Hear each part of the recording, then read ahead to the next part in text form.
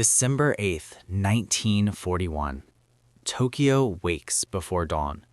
Cold air presses against shuttered windows, and in the quiet offices of the Imperial General Headquarters, maps still lie open from the night before. The scent of ink and cigarette smoke lingers.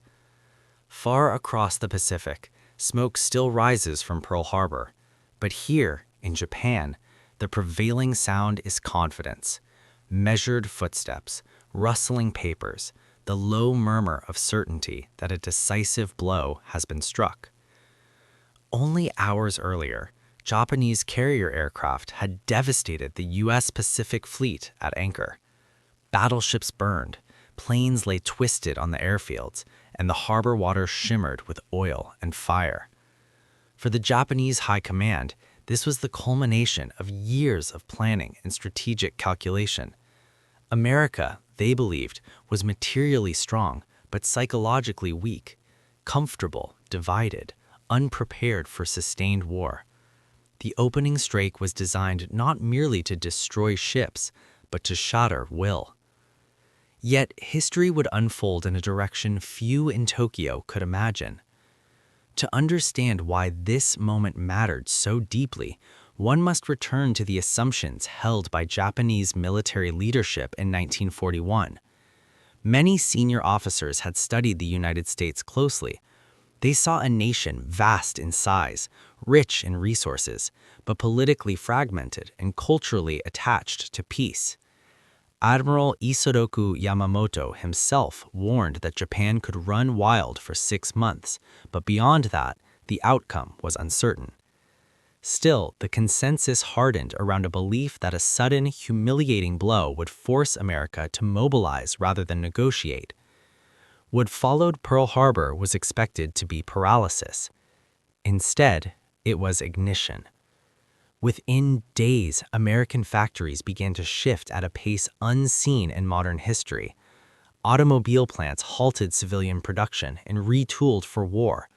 Assembly lines once devoted to sedans and trucks began turning out tanks, aircraft engines, and artillery.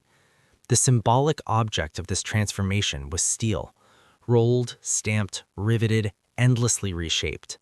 Steel echoed through factories from Detroit to Pittsburgh, its hammering rhythm becoming the heartbeat of a nation at war.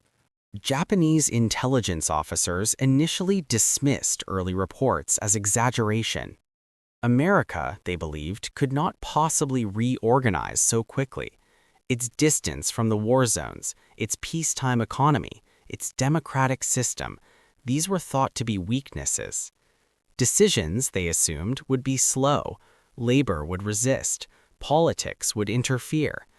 But by mid-1942, the numbers became impossible to ignore.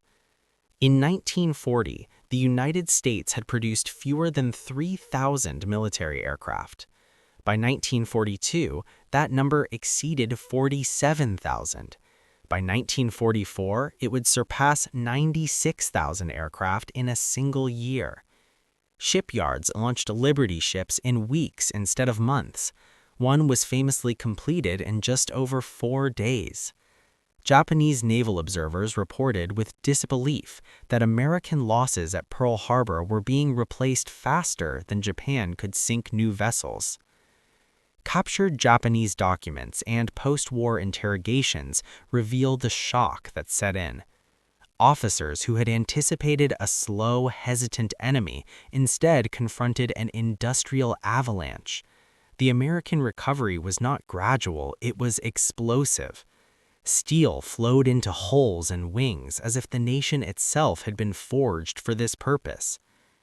Emotionally, this clashed violently with pre-war expectations. Japanese planners had envisioned an America demoralized by distance and shock, a society unwilling to endure sacrifice. What they encountered instead was a population unified by outrage. President Franklin D. Roosevelt's address to Congress, declaring December 7th a date which will live in infamy, was closely monitored in Tokyo.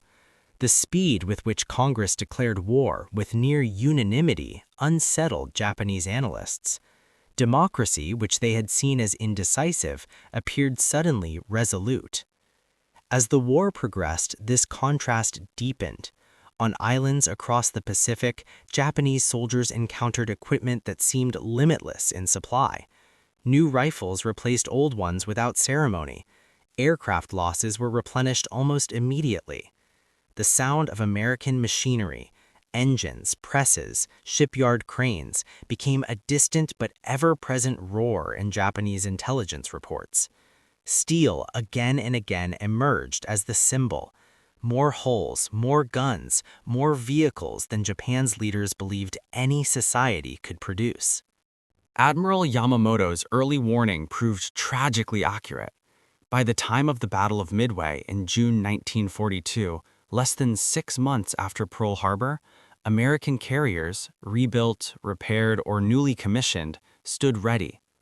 Japan lost 4 fleet carriers in a single engagement. The industrial balance, once theoretical, had become brutally concrete. This realization forced a transformation within the Japanese high command. Confidence gave way to grim calculation.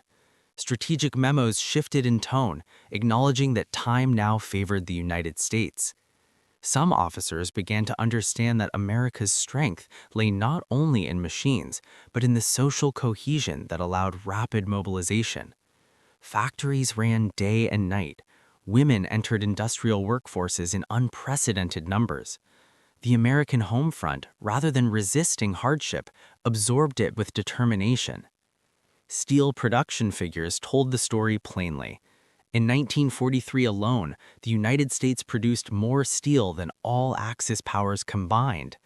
This was not merely industrial success, it was ideological expression.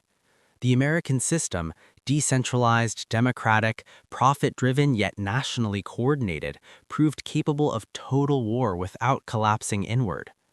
For Japanese leadership, this was deeply unsettling. Their worldview emphasized spirit over material, endurance over abundance, yet here was an enemy demonstrating that material abundance, when paired with collective resolve, could become a form of national spirit in itself. Steel was no longer just metal, it was commitment, organization, and belief made tangible. As defeat loomed in the later years of the war, reflections grew more sober. Post-war testimonies from Japanese officials repeatedly returned to the same theme. Pearl Harbor had awakened a giant. What they had underestimated was not American wealth, but American recovery, the speed, scale, and unity with which loss was transformed into momentum. In the end, Pearl Harbor did not cripple the United States. It clarified it. The steel that rang through American factories after December 1941 became the sound of a society discovering its purpose.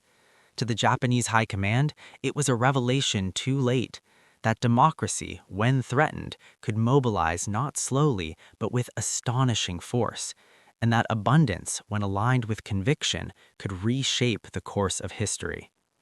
The war would end in ruins and reckoning, but the lesson endured. Nations are not defined solely by their first response to catastrophe, but by how swiftly they rebuild from it. From the ashes of Pearl Harbor rose an industrial and moral surge that carried across oceans. In that relentless rhythm of steel, the larger truth revealed itself. Freedom, once struck, does not always falter. Sometimes it accelerates.